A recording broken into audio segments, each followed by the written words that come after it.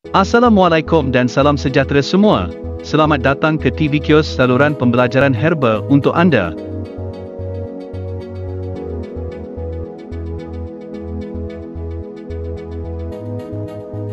Bersama Abang Osman untuk episod herba baru hari ini. Nama herba kita pada hari ini adalah Spigeria anthelmia. Abang Osman telah cuba mencari panggilan untuk herba ini dalam bahasa Melayu. Didapati ia tidak mempunyai nama Melayu, mungkin kerana ia jarang digunakan kerana sifat racunnya.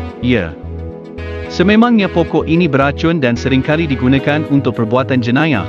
Sifatnya yang boleh menyebabkan kepeningan dan mata kabur menjadikan ia tumbuhan yang agak berbahaya. Nama Inggeris atau nama umum bagi pokok ini adalah wormgrass, wormbush dan West Indian pinkroad.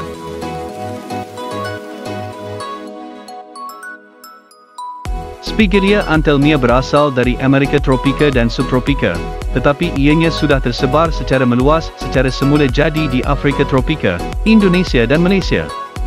Manakala di Afrika penyebaran pokok ini berlaku dari Senegal Timur ke negara Kongo dan Ethiopia.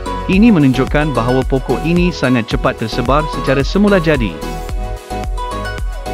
Spigeria anthelmia mampu membasmi cacing di usus.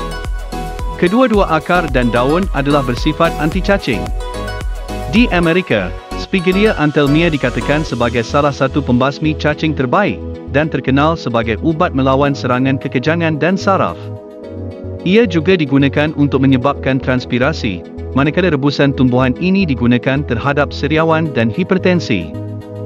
Dalam farmakopea homeopati Jerman, ekstrak bahagian pucuk adalah diguna sebagai ubat untuk gangguan neuralgik dan jantung. Walaupun agak baru dikenalkan di Afrika, tumbuhan ini telah mendapat tempat dalam perubatan tradisional. Di Benin dan Nigeria, rebusan ranting daun segar diambil sebagai ubat cacing. Namun, perlu berhati-hati untuk tidak menggunakan dos yang tinggi, kerana ini menyebabkan sawan.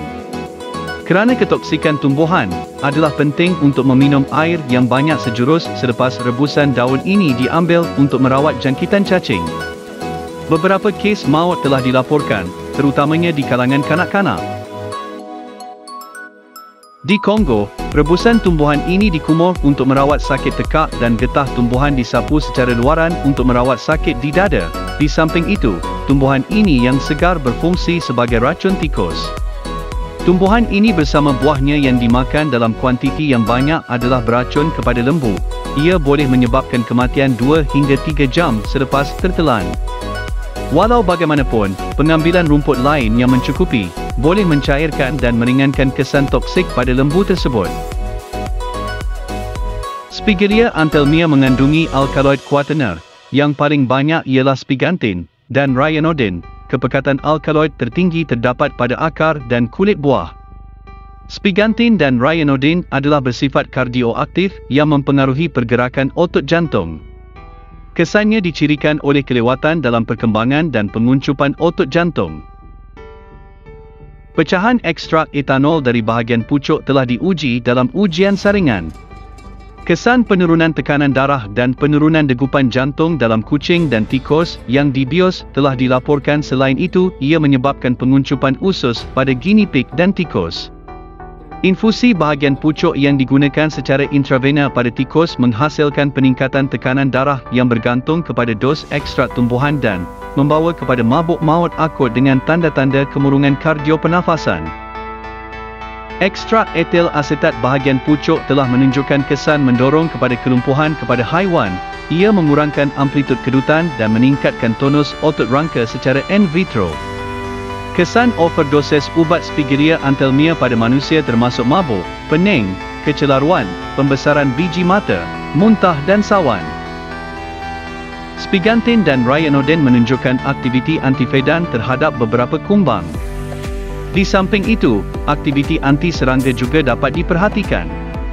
Ekstrak etil asetat dan ekstrak metanol bahagian pucuk mempunyai kesan perencatan yang ketara terhadap penetasan telur dan perkembangan larva nematod biri-biri dan kambing Haemonchus contortus. Ujian anti-cacing terhadap Nipostrongylus brasiliensis pada tikus menggunakan pecahan ekstrak aqueous menunjukkan penurunan progresif dalam kiraan cacing. Ekstrak etanol mentah dari daun Spigelia menunjukkan kematian yang ketara pada kutu Bophilis microplus, iaitu sejenis kutu yang banyak menyerang haiwan ternakan. Anda mungkin tertanya-tanya mengapa TV Kios mahu memberikan maklumat mengenai herba.